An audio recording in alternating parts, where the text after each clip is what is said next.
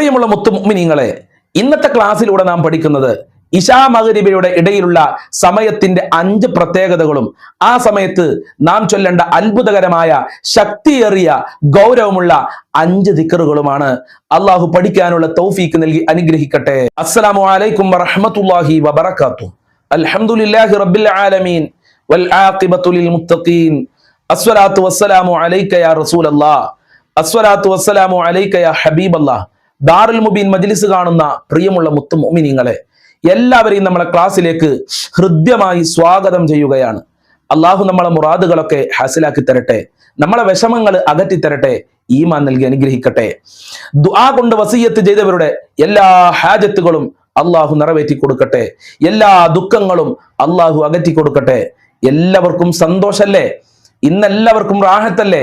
എല്ലാവരും മനസ്സറിഞ്ഞുകൊണ്ട് 3 പ്രാവശ്യം അൽഹംദുലില്ലാഹ് പറയൂ. അൽഹംദുലില്ലാഹി അലാ കുല്ലി ഹാൽ, അൽഹംദുലില്ലാഹി അലാ കുല്ലി ഹാൽ, അൽഹംദുലില്ലാഹി അലാ കുല്ലി ഹാൽ. അള്ളാഹു സ്വീകരിക്കട്ടെ, അള്ളാഹു കബൂൽ ചെയ്യട്ടെ, അർഹമായ പ്രതിഫലം നൽകട്ടെ, ധാരാളം അനുഗ്രഹങ്ങൾ നൽകട്ടെ. ക്ലാസ് തുടങ്ങുന്നതിന് മുമ്പ് ഞാനൊരു ക്വസ്റ്റ്യൻ ചോദിക്കുകയാണ്. അറിയുന്ന ആളുകളൊക്കെ അത് കമന്റിൽ എഴുതി വിടുക. ഈസാ നബി അലൈഹിസ്സലാം ലോക അവസാനം നടക്കുന്ന സമയത്ത് ഈസാ നബി ഈ ലോകത്തേക്ക് ആകാശത്തിൽ നിന്ന് ഇറങ്ങി വരുമെന്ന് മുത്തുനബി നമ്മളെ പഠിപ്പിച്ചിട്ടുണ്ട്. ഈസാ നബിയുടെ ഉമ്മയുടെ പേരെന്താണ്? അറിയുന്നവരൊക്കെ കമന്റിൽ എഴുതി വിടുക. അതോടൊപ്പം തന്നെ നേരത്തെ ഞാൻ ഹംദ് പറയാൻ പറഞ്ഞിരുന്നു, 3 ഹംദ്. ആ ഹംദ് പറഞ്ഞവരും കമന്റിൽ ഒരു ഹംദ് എഴുതി വിടണം. ആരൊക്കെയാണ് ഹംദ് പറഞ്ഞത് എന്ന് ഉസ്താദിന് മനസ്സിലാക്കാൻ വേണ്ടിയാണ്. ഇന്നത്തെ ക്ലാസ്സിലൂടെ നാം പഠിക്കുന്നത്, നമ്മൾ പഠിക്കേണ്ട വളരെ പ്രധാനപ്പെട്ട ഒരു വിഷയമാണ്. അഥവാ ഇശാ മഗ്‌രിബിയുടെ 5 പ്രത്യേകതകളാണ്. അതോടൊപ്പം തന്നെ എൻ്റെ പ്രിയമുള്ളവരെ, ഇശാ മഗ്‌രിബിയുടെ ഇടയിൽ നാം ചൊല്ലേണ്ട ശക്തിയേറിയ അത്ഭുതകരമായ 5 ദിക്റുകളുമാണ്. അള്ളാഹു പഠിക്കാനുള്ള അവസരം നൽകി അനുഗ്രഹിക്കട്ടെ. ഇശാ മഗ്‌രിബിയുടെ ഇടയിലുള്ള സമയത്തിന്റെ 1ാമത്തെ പ്രത്യേകത, ഈ സമയത്ത് അള്ളാഹു സുബ്ഹാനഹു വ തആല നമ്മളുടെ പാപങ്ങൾ പൊറുക്കുമെന്നുള്ളതാണ്.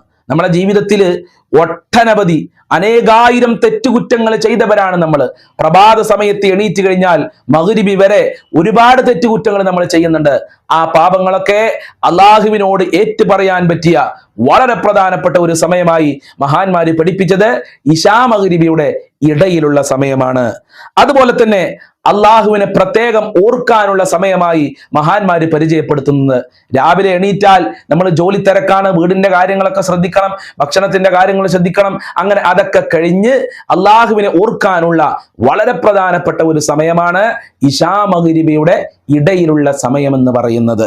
അതുപോലെ തന്നെ അള്ളാഹു സുബ്ഹാനഹു വ തആല നമ്മളെ പ്രാർത്ഥനക്ക് പ്രത്യേകം ഇജാബത്ത് നൽകുന്ന, ഉത്തരം നൽകുന്ന സമയമാണ് ഇശാ മഗ്‌രിബിയുടെ ഇടയിലുള്ള സമയം.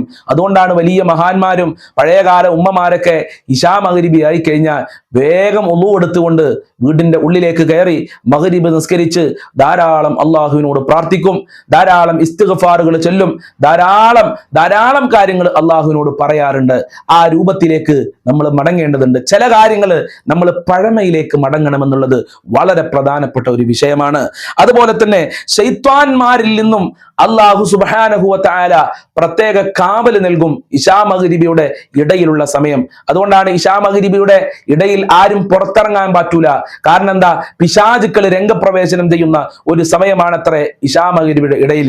അതുകൊണ്ട് ആ സമയത്ത് ആരും പുറത്തേക്ക് ഇറങ്ങരുതേ, നിങ്ങൾ ഡോർ ക്ലോസ് ചെയ്യണം, വാതിലുകളും ജനലുകളും തുറന്നിടരുതേ എന്ന് മുത്തുനബി നമ്മളെ പഠിപ്പിച്ചിട്ടുണ്ട്. ശൈത്താന്മാരിൽ നിന്ന് നമ്മൾക്ക് കാവൽ നൽകാനാണ് ഇങ്ങനെ മഹാനായ നബി തങ്ങൾ പറയാനുള്ള കാരണം. എൻ്റെ പ്രിയമുള്ളവരെ, ഈ സമയത്ത് ഇശാ മഗ്‌രിബിയുടെ ഇടയിൽ നാം ചെല്ലേണ്ട 1ാമത്തെ വളരെയേറെ പോരിശകൾ നിറഞ്ഞ ഒരു ദിക്റാണ്. എല്ലാവരും ശരിക്കും ശ്രദ്ധിച്ചോ. ലാ ഇലാഹ ഇല്ലല്ലാഹു വഹ്ദഹു ലാ ശരീക ലഹ് ലഹുൽ മുൽക്കു വലഹുൽ ഹംദു യുഹീ വ യുമീതു വഹുവ അലാ കുല്ലി ഷൈഇൻ ഖദീർ. ഇന്നത്തെ ദിവസം മുതൽ, ഈ ക്ലാസ് കേട്ടത് മുതൽ ഇൻഷാ അല്ലാഹ് മരണം വരെ ഈ ദിക്ർ ഇശാ മഗ്‌രിബിയുടെ ഇടയിൽ 10 തവണ പറയാൻ എല്ലാ സഹോദരിമാരും ശ്രദ്ധിക്കേണ്ടതുണ്ട്. ഇത് ചൊല്ലേണ്ട പ്രധാനപ്പെട്ട ഒരു സമയം മഗ്‌രിബ് നിസ്കാരം കഴിഞ്ഞ് സലാം വീട്ടിയ ശേഷം 3 പ്രാവശ്യം അസ്തഗ്ഫിറുല്ലാഹൽ അലീം, അസ്തഗ്ഫിറുല്ലാഹൽ അലീം, അസ്തഗ്ഫിറുല്ലാഹൽ അലീം എന്ന് പറയാ. അതിനുശേഷം ഉടനെ തന്നെ 10 തവണ ലാ ഇലാഹ ഇല്ലല്ലാഹു വഹ്ദഹു ലാ ശരീക ലഹ് ലഹുൽ മുൽക്കു വലഹുൽ ഹംദു വലിയ കാവൽ അല്ലാഹു നൽകും. ശൈത്താന്മാരിൽ നിന്ന്, പിശാചുക്കളിൽ നിന്ന്, സിഹ്ർബാധ, കണ്ണേറുബാധയിൽ നിന്നൊക്കെ, ജിന്നുബാധയിൽ നിന്നൊക്കെ നമ്മൾക്ക് വലിയ കാവൽ ലഭിക്കും 10 തവണ ഈ പറഞ്ഞ സമയത്ത് ഈ ദിക്ർ ചൊല്ലിക്കഴിഞ്ഞാൽ. അതുപോലെ തന്നെ ഓരോ തവണ ചെല്ലുമ്പോഴും നമ്മൾ 10 തവണ ചെല്ലുന്നുണ്ട്. ഓരോ തവണ ചെല്ലുമ്പോഴും 10 അടിമകളെ മോചിപ്പിച്ച പ്രതിഫലം അല്ലാഹു സുബ്ഹാനഹു വ തആല നൽകും. അതുകൊണ്ട് ഇത് ചൊല്ലാത്ത ആളുകൾ ഇന്നത്തെ ദിവസം മുതൽ പതിവാക്കുക. അല്ലാഹു തൗഫീഖ് നൽകട്ടെ.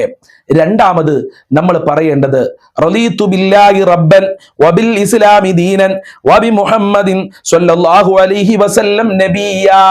എങ്ങനെ? റളീതു ബില്ലാഹി റബ്ബൻ വബിൽ ഇസ്ലാമി ദീനൻ വബി മുഹമ്മദിൻ സ്വല്ലല്ലാഹു അലൈഹി വസല്ലം നബിയാ. ഇതിന്റെ അർത്ഥം എന്താ? റളീതു ബില്ലാഹി റബ്ബ, എന്റെ റബ്ബ് അല്ലാഹുവായി ഞാൻ തൃപ്തിപ്പെട്ടിരിക്കുന്നു. വബിൽ ഇസ്ലാമി ദീന, എന്റെ ദീൻ, എന്റെ മതം ഇസ്ലാമായി ഞാൻ തൃപ്തിപ്പെട്ടിരിക്കുന്നു. വബി മുഹമ്മദിൻ സ്വല്ലല്ലാഹു അലൈഹി വസല്ലം നബിയ, എന്റെ നേതാവ്, എന്റെ നബി മുഹമ്മദ് നബിയായി ഞാൻ തൃപ്തിപ്പെട്ടിരിക്കുന്നു. ഇത് വലിയ രക്ഷയുടെ മന്ത്രമാണ്. ഹദ്ദാദ് ഓതുന്ന ആളുകൾക്ക് പിന്നെ പ്രശ്നമല്ല. ഹദ്ദാദ് ഓതുന്ന ആളുകൾ ഈ ദിക്ർ ചൊല്ലാറുണ്ട്. റളീതു ബില്ലാഹി റബ്ബൻ വബിൽ ഇസ്ലാമി ദീനൻ വബി മുഹമ്മദിൻ നബിയ, അല്ലെങ്കിൽ വബി മുഹമ്മദിൻ സ്വല്ലല്ലാഹു അലൈഹി വസല്ലം നബിയ. കഴിയുന്ന ആളുകളൊക്കെ ഇത് എഴുതിയെടുത്ത് ജീവിതത്തിൽ ഉപയോഗപ്പെടുത്തുക. ഇന്നല്ലെങ്കിൽ നാളെ നമ്മളൊക്കെ മരണപ്പെട്ടു പോകേണ്ട ആളുകളാണ്. നമ്മൾ മരണപ്പെട്ടു പോകുമ്പോൾ അള്ളാഹുവിനെ കാണാൻ പറ്റുന്ന കണ്ണ് നമ്മൾക്ക് വേണം. അള്ളാഹുവിനോട് സംസാരിക്കാൻ പറ്റുന്ന നാവ് നമ്മൾക്ക് വേണം. അള്ളാഹുവിന്റെ മുമ്പിൽ നിൽക്കാൻ പറ്റുന്ന ശരീരം നമ്മൾക്ക് വേണ്ടേ പ്രിയമുള്ളവരെ? അതിനാണ് ഇത്തരം സൽക്രമങ്ങൾ ചെയ്യാൻ നിങ്ങളോട് ഇസ്ലാം നിർദ്ദേശിച്ചിട്ടുള്ളത്. അള്ളാഹു തൗഫീഖ് നൽകട്ടെ. അള്ളാഹുവിനെ നല്ല രൂപത്തിൽ കാണാനുള്ള ഭാഗ്യം നൽകുന്നവരുടെ കൂട്ടത്തിൽ അള്ളാഹു നമ്മയൊക്കെ ഉൾപ്പെടുത്തി തരട്ടെ. നമ്മൾ മരിച്ചു പോകുമ്പോൾ, നമ്മൾ മരിക്കുന്ന സമയത്ത് നമ്മളെ റൂഹ് ഇങ്ങനെ പിടിക്കുമ്പോൾ, റൂഹ് തൊണ്ടക്കുഴിയിലെത്തുന്ന സമയത്ത് ആളുകൾ ചിന്തിക്കുമത്രേ, എനിക്ക് അല്പം കൂടി സമയം തന്നാൽ ഞാൻ ദിക്ർ ചൊല്ല, ഞാൻ നിസ്കരിക്ക, അള്ളാഹുവിനെ ഓർക്ക എന്ന് പറയുമ്പോൾ നമ്മളുടെ അവധി എത്തിക്കഴിഞ്ഞാൽ പിന്നെ ഒരാൾക്കും അള്ളാഹു ഒരു ഓഫറും നൽകൂല. ഒരു ദിവസം 1/2 സെക്കൻഡ് പോലും അള്ളാഹു ഓഫർ നൽകില്ല എന്ന് പരിശുദ്ധ ഖുർആനിലൂടെ അള്ളാഹു നമ്മളെ ഓർമ്മപ്പെടുത്തിയിട്ടുണ്ടെങ്കിൽ എൻ്റെ പ്രിയമുള്ളവരെ, ഓരോ ദിവസവും എത്ര മരണങ്ങളാണ് നമ്മൾ കണ്ടുകൊണ്ടിരിക്കുന്നത്. നമ്മളുടെ വാപ്പക്കാരനവനാര് മരണപ്പെട്ടില്ലേ? പലരുടെയും ജനാദ നിസ്കാരത്തിന് നമ്മൾ പങ്കെടുത്തില്ലേ? പലരുടെയും ജനാദ കുളിപ്പിക്കാൻ വേണ്ടി നമ്മൾ പങ്കെടുത്തിട്ടില്ലേ?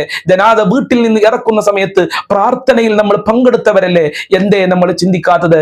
ഇന്നല്ലെങ്കിൽ നാളെ ഈ ഒരു അവസ്ഥ എനിക്കും ഉണ്ടാകും. ഞാൻ അള്ളാഹുവിലേക്ക് അടുക്കട്ടെ, ഞാൻ ധാരാളം ഇബാദത്തുകൾ ചെയ്യട്ടെ, ഞാൻ ധാരാളം ദിക്റുകൾ ചെല്ലട്ടെ എന്ന് എന്തേ നമ്മൾ ചിന്തിക്കാത്തത്? അള്ളാഹു ചിന്തിക്കുന്നവരുടെ കൂട്ടത്തിൽ നാം എല്ലാവരെയും ഉൾപ്പെടുത്തി തരട്ടെ. അപ്പോൾ റളീതു ബില്ലാഹി റബ്ബൻ വബിൽ ഇസ്ലാമി ദീന വബി മുഹമ്മദിൻ നബിയ, അല്ലെങ്കിൽ വബി മുഹമ്മദിൻ സ്വല്ലല്ലാഹു അലൈഹി വസല്ലം നബിയ എന്ന് 3 പ്രാവശ്യം പറയാ. അള്ളാഹു പറയാല്ല ഭാഗ്യം നൽകട്ടെ. എന്റെ പ്രിയമുള്ളവരെ, അത് കഴിഞ്ഞാൽ പരിശുദ്ധ ഖുർആനിലെ വളരെ പ്രധാനപ്പെട്ട ഒരു സൂറത്താണ് സൂറത്തുൽ ളുഹ. വല്ളുഹ വല്ലൈലി ഇദാ സജാ മാ വദ്ദഅക റബ്ബുക വമാ ഖലാ. ഇതറിയാത്തവരായി ആരും ഉണ്ടാകൂല. കാരണം എന്താ? റമദാൻ വരുമ്പോൾ തറാവീഹിലൊക്കെ നമ്മൾ ഈ സൂറത്ത് ഓതാറുണ്ട്. ഈ സൂറത്ത് ഇശാ മഗ്‌രിബിന്റെ ഇടയിൽ ഒരു 11 പ്രാവശ്യം ചൊല്ലിക്കോ, കുടുംബ കലഹം മാറിക്കിട്ടും. ഭർത്താവിന്റെ ജോലിയിലൊക്കെ വലിയ ബറക്കത്ത് ഉണ്ടാകും. വലിയ അനുഗ്രഹങ്ങൾ അള്ളാഹു നമ്മൾക്ക് നൽകുമെന്നുള്ളതാണ്. നമ്മളെ ടെൻഷനും പ്രയാസങ്ങളൊക്കെ അള്ളാഹു മാറ്റിത്തരും. അതുകൊണ്ട് സൂറത്തുൽ ളുഹ കഴിയുന്ന ആളുകളൊക്കെ ഒരു 11 പ്രാവശ്യം ചൊല്ലുക. അത് കഴിഞ്ഞാൽ ഒരു 7 പ്രാവശ്യമെങ്കിലും ലാ ഹൗല വലാ ഖുവത ഇല്ലാ ബില്ലാഹിൽ അലിയിൽ അദീം. ഇത് വല്ലാത്ത ദിക്റാണ് കേട്ടോ. ഒരുപാട് മഹത്വങ്ങൾ പറയാനുണ്ട്. 1 മണിക്കൂർ 2 മണിക്കൂറൊന്നും പറഞ്ഞാൽ തീരൂല. ലാ ഹൗലയുടെ മഹത്വം അത്ഭുതങ്ങളുടെ കലവറയാണ്. അതുകൊണ്ട് ലാ ഹൗല, ഞാനൊരു കണക്ക് പറഞ്ഞതാണ് 7 വട്ടം എന്നുള്ളത്. 100 വട്ടവും 1000 വട്ടം പറയാൻ പറ്റുകയാണെങ്കിൽ 1000 വട്ടം പറഞ്ഞോ. അതിൻ്റെതായ ഗുണം നിന്റെ ജീവിതത്തിൽ ഉണ്ടാകുമെന്നുള്ളതിൽ യാതൊരുവിധ സംശയം വേണ്ട. അത് ചുരുങ്ങിയത് ഒരു 11 വട്ടം, ഒരു 7 വട്ടമെങ്കിലും ഇശാ മഗ്‌രിബിന്റെ ഇടയിൽ മാത്രം പറയാൻ ശ്രമിക്കുക. പിന്നെ സുബഹി നിസ്കാരത്തിന് ശേഷം ഒരു 100 വട്ടം ചൊല്ലിക്കോ, ഉറങ്ങാൻ കിടക്കുന്ന സമയത്ത് ഒരു 1000 വട്ടം ചൊല്ലിക്കോ. എത്ര ചൊല്ലിയാലും കുറയൂല. അത്രയും മഹത്വം ലാ ഹൗലക്കുണ്ട് എന്ന് ഞാൻ ഓർമ്മപ്പെടുത്തുകയാണ്. അത് കഴിഞ്ഞാൽ പിന്നെ സാധാരണ നമ്മൾ ഓതുന്ന സൂറത്തുൽ വാഖിയ, സൂറത്തുൽ ഗിന, ദാരിദ്ര്യം മാറാൻ, കടത്തിൽ നിന്ന് രക്ഷപ്പെടാൻ, സാമ്പത്തികമായ അഭിവൃദ്ധി ഉണ്ടാകാൻ മുത്തുനബി നമ്മൾക്ക് തന്ന നിധിയാണ് സൂറത്തുൽ വാഖിയ. ഇദാ വഖഅത്തിൽ വാഖിയ. അത് നിരന്തരമായി നിങ്ങൾ ഓതി വെക്കാനും അതിന്റെ ഫലം നിങ്ങളുടെ ജീവിതത്തിൽ ഉണ്ടാകും. പട്ടിണി നിങ്ങൾ അറിയൂല. അള്ളാഹു ഓതാല ഭാഗ്യം നൽകട്ടെ. സൂറത്തുൽ മുൽക്ക് ഖബറിലെ വെളിച്ചമാണ്. കൂരാകൂരിട്ടാണ് പ്രിയമുള്ളവരെ ഖബർ എന്ന് പറയുന്നത്. രാത്രി നമ്മൾ ഇങ്ങനെ ഉറങ്ങുന്ന സമയത്ത്, രാത്രി മക്കളുമായി ഇരിക്കുന്ന സമയത്ത് കറണ്ട് പോയാൽ എന്തായിരിക്കും നമ്മളെ അവസ്ഥ? വല്ലാത്ത അവസ്ഥയിലായിരിക്കും. ആ സമയത്ത് ഖബർ എന്ന് പറയുന്നത്, ഖബറിൽ കൊണ്ടുപോയി വെച്ചത് മുതൽ ഖബറിൽ ലൈറ്റ് ഇല്ല, ഖബറിൽ ഇരുട്ടാണ്. പക്ഷേ സൂറത്തുൽ മുൽക്കുമായി ബന്ധപ്പെട്ടാൽ ആ ഖബർ ഇങ്ങനെ പ്രകാശിക്കും, വെട്ടിത്തിളങ്ങുമെന്നല്ലേ മഹാന്മാര് നമ്മളെ പഠിപ്പിച്ചത്. ഖബറിൽ രക്ഷയാണ്. അതുകൊണ്ട് സൂറത്തുൽ മുൽക്ക് എല്ലാ ദിവസവും ഇശാ മഗ്‌രിബിന്റെ ഇടയിൽ പാരായണം ചെയ്യുക. അതോടൊപ്പം തന്നെ സൂറത്തു യാസീൻ മറന്നു പോകരുതേ, അത് ഖൽബുൽ ഖുർആനാണ്. ഇത്തരം കാര്യങ്ങളൊക്കെയാണ് ഈ നല്ല സമയങ്ങളിൽ നമ്മൾ ചെയ്യേണ്ടത്. അല്ലാതെ ഇങ്ങനെ വെറുതെ മൊബൈൽ ഫോൺ കളിച്ചിരിക്കുക, റീൽസ് കണ്ടിരിക്കുക, അള്ളാനെ മറന്നുകൊണ്ട് ഇങ്ങനെ ഷോപ്പിങ്ങിന് നടക്കുക, അള്ളാനെ മറന്നുകൊണ്ട് ആണും പെണ്ണും കൂടിക്കലർന്നുകൊണ്ടുള്ള കല്യാണങ്ങള്, ഡാൻസുകള്, പേക്കൂത്തുകളാണ് ഇപ്പൊ നമ്മുടെ നാടുകളിൽ നടന്നുകൊണ്ടിരിക്കുന്നത്. അതുകൊണ്ട് തന്നെ അള്ളാഹുവിന്റെ അദാബുകള് നമ്മൾ കണ്ടറിയുകയാണ്, കേട്ടറിയുകയാണ്. അള്ളാഹു കാക്കട്ടെ. അതുകൊണ്ട് അത്തരം മോശമായ പ്രവർത്തനങ്ങളിൽ നിന്നൊക്കെ മാറി നിന്നുകൊണ്ട് അള്ളാഹ് എന്നുള്ള ചിന്തയോടുകൂടെ നടക്കുക. അള്ളാഹു തൗഫീഖ് നൽകട്ടെ. അസ്സലാമു അലൈക്കും വറഹ്മത്തുള്ളാഹി വബറകാതുഹു.